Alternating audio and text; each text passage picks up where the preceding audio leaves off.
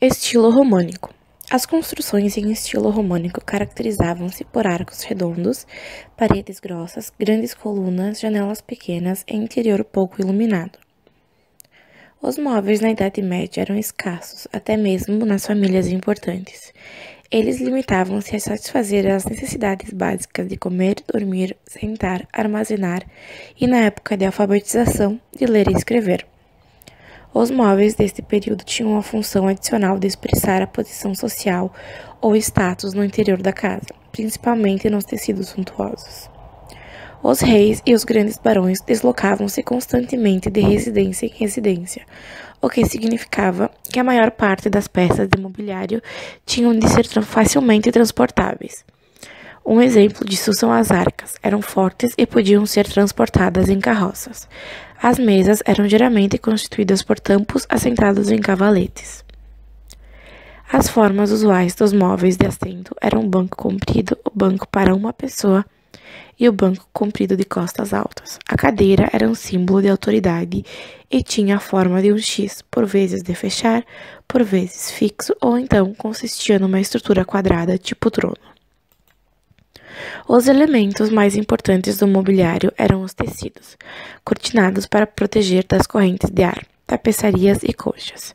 A cama em forma de caixa foi uma das formas de mobiliário mais duradouro. Um segundo tipo de cama inventado na Idade Média e que foi utilizado durante muito tempo era a cama-armário. O armário era muitas vezes completamente fechado com uma porta de entrada. Numa época em que era difícil preservar a intimidade, em que a maior parte das salas tinham vários usos, as vantagens desta cama eram evidentes. Estilo gótico. O arco semicircular foi superado pelo arco de ogiva. A Europa medieval era um continente cercado, dilacerado por violentos conflitos internos. Não havia espaço para luxos, nem havia uma especialização do trabalho que permitisse o aparecimento de novas funções, que por sua vez teriam dado origem a novas formas do mobiliário. As funções do mobiliário eram praticamente as mesmas. A evolução afetou apenas pequenos pormenores. À medida que os marceneiros adquiriam maior perícia, as arcas se tornaram mais leves. As arcas de viagem eram talhadas de maneira artística e minuciosamente trabalhadas com relevos, inscrições e enfeites diversos. Os móveis aparecem sustentados por pés altos, onde se esculpiam adornos de folhagens, animais selvagens e pergaminhos enrolados.